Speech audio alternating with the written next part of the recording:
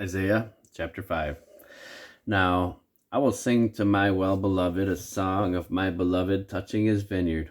My well-beloved hath a vineyard in a very fruitful hill, and he fenced it and gathered out the stones thereof, and planted it with the choicest vine, and built a tower in the midst of it, and also made a winepress therein.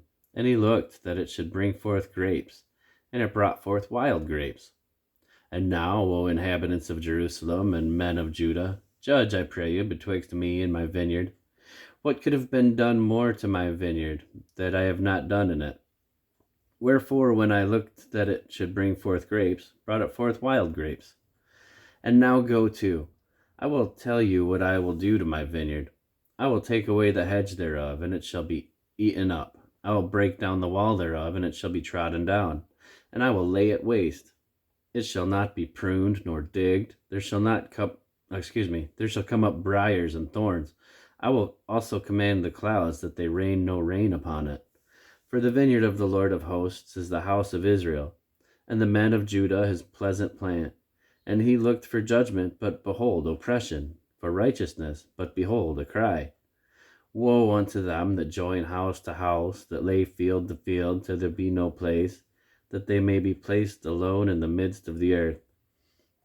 In mine ears, said the Lord of hosts, of a truth many houses shall be desolate, even great and fair, without inhabitant. Yea, 10 acres of vineyard shall yield 1 bath, and the seed of an omer shall yield an ephah. Woe unto them that rise up early in the morning, that they may follow strong drink, that continue until the night, till wine inflame them.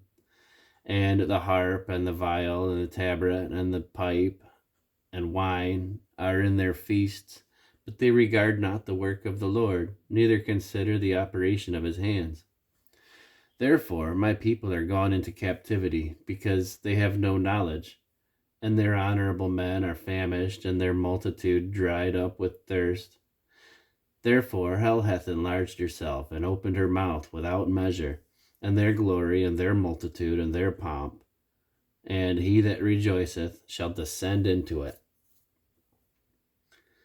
And the man shall be brought down, and the mean man shall be brought down, and the mighty man shall be humbled, and the eyes of the lofty shall be humbled.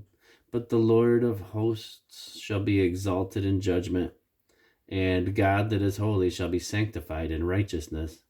Then shall the lambs feed after their manner, and the waste places of the fat ones shall strangers eat.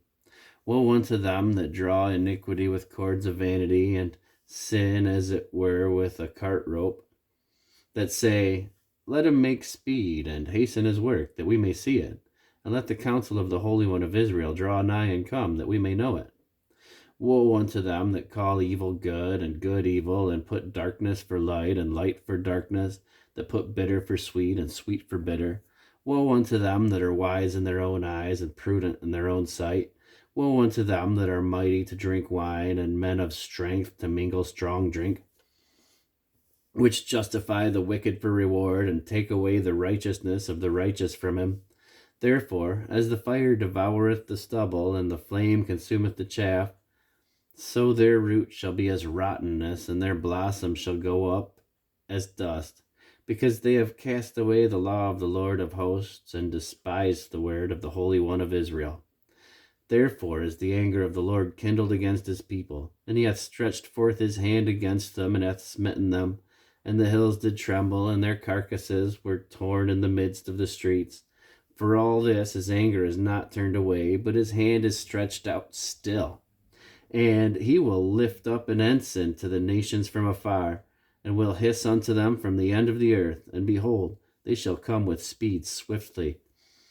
None shall be weary nor stumble among them. None shall slumber nor sleep. Neither shall the girdle of their loins be loosed, nor the latchet of their shoes be broken.